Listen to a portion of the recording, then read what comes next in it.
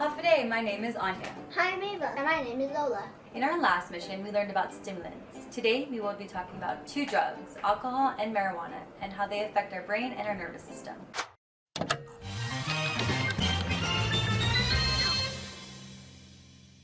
I decided to switch it up for this mission.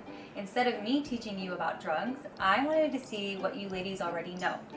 I brought over some Post-its that each describe one of the drugs that are listed on the board, alcohol or marijuana. Some of them also have the same description that can go under both. So you ladies will take turns picking a Post-it, reading it out loud so we all can hear, and placing it under the drug that it applies to. This sounds like fun. That sounds like a challenge, but we're up for it. All right, well, since you're up for it, Ava, you're up first. I can be found in beer, wine, and liquor. That's easy, it's alcohol. My turn. I am also known as pot, weed, grass, and reefer. This game is easy. It's marijuana. Doing great, girls. My turn. I am harmful to the lungs. It's obviously marijuana. That is quite true, but along with marijuana, also alcohol is harmful for the lungs because it causes breathing difficulties. So that goes under both. But good job, Ava. I impair concentration and coordination and cause memory problems. This sounds like both alcohol and marijuana can do that to a person, so I think both. I consist of a chemical known as THC, which increases heart rate. That can cause a feeling of panic. I think it goes under marijuana. That's right. Good guess, Ava.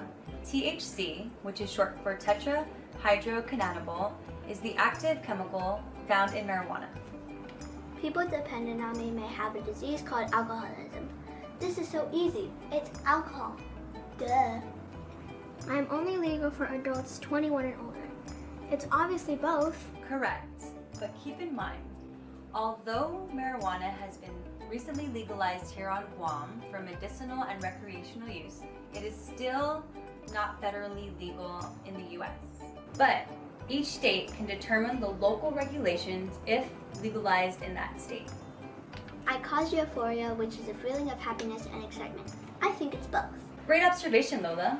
The active chemical in marijuana, THC, has a similar structure of anandamide. Anandamide is a natural neurotransmitter that enhances the feeling of joy. So, since THC has a similar structure to anandamide, that's what makes marijuana cause euphoria. So how does alcohol cause euphoria? Alcohol increases the level of dopamine, also known as the feel-good neurotransmitter in the brain, therefore causing euphoria. Ooh, the last one. I disrupt normal neurotransmission. This definitely has to be both. Correct. Remember, a few missions ago we learned about neurotransmission, which is information traveling to, from, and within the brain. So how exactly does alcohol disrupt normal neurotransmission?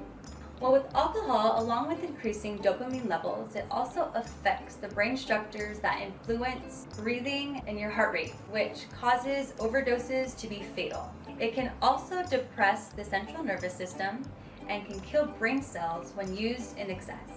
And how does marijuana disrupt normal neurotransmission? With marijuana, it acts on the receptors in the brain that increases blood pressure, heart rate, sleepiness, and disrupts inattention. All these effects from drugs on the brain and nervous system sound horrible. Yes, they are, and I hope you ladies do your best to make healthy and smart decisions, especially because you're still young and you have a bright future ahead of you. Thanks to all these missions, we are now more aware of the danger that drugs can cause. If you would like to learn more about our mission today and do additional activities, go to mañe'lu.org/brainpower. Until next time, Adios!